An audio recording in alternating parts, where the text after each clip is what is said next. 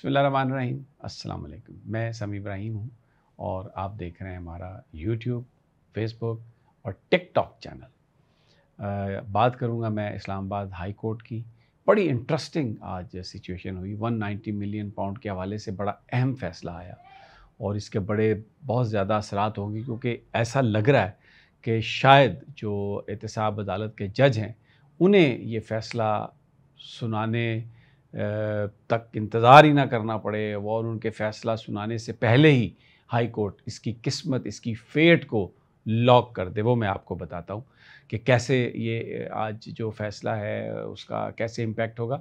लेकिन इसके साथ-साथ एक और बहुत ही इंटरेस्टिंग डेवलपमेंट है जो मैं आपके साथ शेयर करना चाहता हूँ कि आज सुबह सुप्रीम कोर्ट ऑफ पाकिस्तान के 2 मेंबर बेंच ने जस्टिस बाबर सत्तार का जो फ़ैसला था जो टैपिंग के हवाले से, फ़ोन टैपिंग के हवाले से, उस फ़ैसले को अंडू किया और कहा कि बिल्कुल हुकूमती एजेंसियों को इस बात की इजाज़त है कि वो टेलीफ़ोन किसी का रिकॉर्ड कर सकती हैं, क्योंकि ये दहशतगर्दी के ख़ात्मे के लिए ये मुआवनत करता है।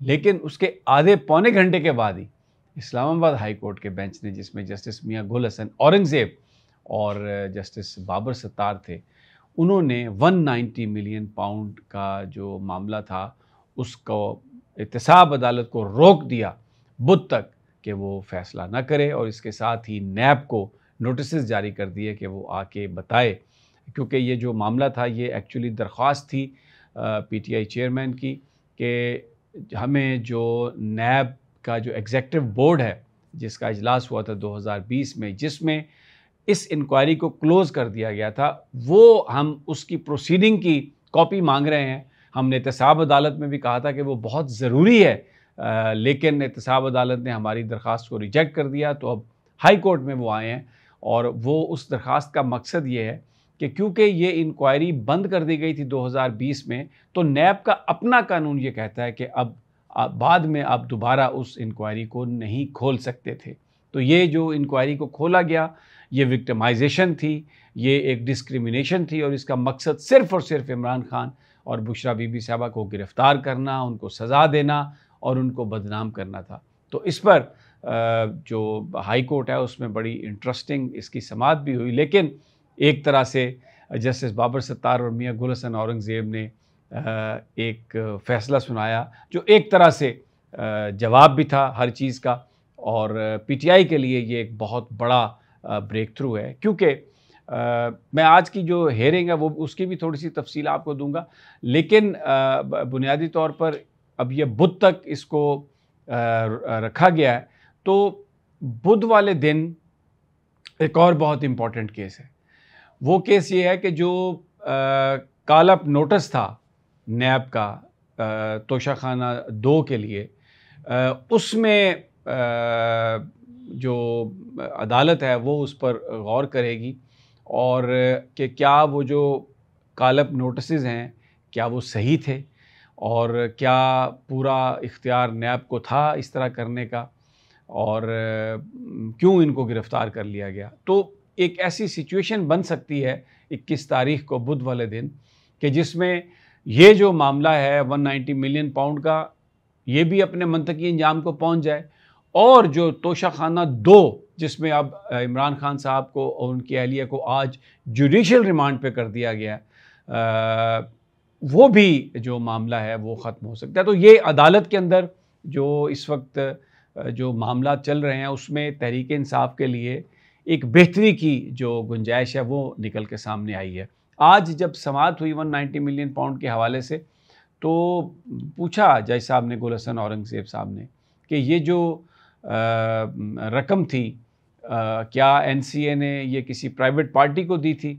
तो वकील साहब ने बताया कि ये एक प्राइवेट इन्वेस्टर की रकम थी जो डायरेक्ट सुप्रीम कोर्ट के रजिस्ट्रार के अकाउंट में आई है। तो फिर पूछा मियां गुल हसन औरंगज़ेब ने कि क्या ये जो यूनिवर्सिटी है ये फ़ाल है, तो बताया गया ये जेहलम के नज़दीक है और ये फ़ाल है। और ये भी सब पूछा गया कि कब ये ज़मीन दी गई थी इस ट्रस्ट को, तो बताया गया कि ये 2019 में ये ज़मीन दी गई थी।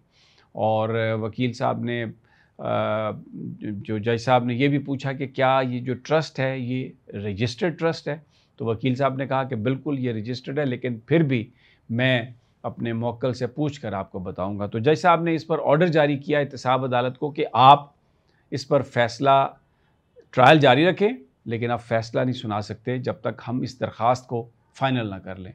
तो बताया गया कि 35 जो गवाह हैं उन पर जरा हो चुकी है, और आखिरी जो इन्वेस्टिगेटिंग ऑफिसर हैं उन पर भी जुज़वी जरा जो है वो मुकम्मल हो चुकी है। और पीटीआई के लीडरान ये इस ख़दशे का इजहार कर रहे थे कि ये फौरी तौर पर फैसला आ जाएगा और इसमें इमरान खान और बुशरा बीबी साहबा को सज़ा सुनाई जाएगी, क्योंकि हुकूमत उनको अंदर रखना चाहती है, बाहर नहीं आने देना चाहती।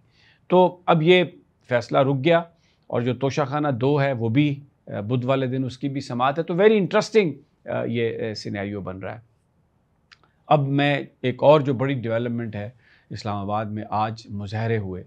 आज डी चौक, जहाँ पर जो इलाका ममनुआ, जो रेड ज़ोन जिसे हम कहते हैं, वहाँ पर मुबारक सानी केस के हवाले से उलमा सैकड़ों की तादाद में, बल्कि हज़ारों की तादाद में वहाँ पर पहुँच गए, और हमने कोई पुलिस की रेजिस्टेंस नहीं देखी वहाँ पे। ये लोग सुप्रीम कोर्ट ऑफ पाकिस्तान के बाहर भी नारे लगाते रहे। आप पारा से मार्च करते हुए ये पहुँचे डी चौक, और वहाँ पे इन्होंने रुकावटें तोड़ी और ये पार्लियामेंट हाउस के सामने जो है वो इकट्ठे हुए। पीटीआई को बिल्कुल वहाँ पर इजाज़त इस तरह के कभी इस्लामाबाद के अंदर जलसे जुलूसों की नहीं दी गई, लेकिन ये मामला एक बड़ा मजहबी मामला है, बड़ा संगीन मामला है, क्योंकि इसमें जो मुबारक सानी केस है उसमें उलमा इस बात पर बड़ा रंज गम का इजहार कर रहे हैं। आम पाकिस्तानी भी, मुसलमान भी इस बात पर उसके भी तहफ़्फ़ुज़ात हैं कि जो तहरीफ़ कुरान है उसकी इजाज़त दी जा रही है, क्योंकि जो अक़लियतें हैं वो अपने आप को मुसलमान नहीं कह सकती, और जो पाकिस्तान का आइन जो कहता है उसी के मुताबिक सारा काम होना चाहिए। लेकिन ये जो फ़ैसला है मुबारक सानी का, मैं, क्योंकि ये कंट्रोवर्शियल है और क्योंकि ये बड़ा एक ऐसा मामला है जिस पे जज़्बात जो हैं वो बहुत ज़्यादा भड़कते हैं, तो मैं इसलिए इस पर ज़्यादा बात नहीं करूँगा। लेकिन मुज़ाहरा हुआ और उसमें ये डिमांड की गई कि ये जो फ़ैसला है सुप्रीम कोर्ट इसको वापस ले। अब 3 मेंबर बेंच जो है इसका, वो 22 तारीख़ को इस मामले की समाअत के लिए फ़िक्स है। और ये जो आज का एहतजाज है और जिस तरीके से एक ओपिनियन बनी हुई है, ऐसा लग रहा है कि ये जो फ़ैसला है ये अवाम की उमंगों और तवक्कुआत के मुताबिक होगा, और ये मामला जो है एमिकेबली ये रिज़ॉल्व हो जाएगा।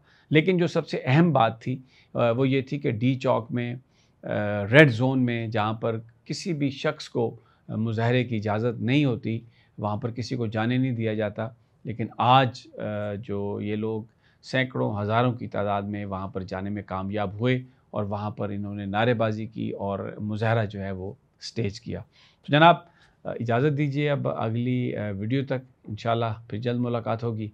अल्लाह निगहबान।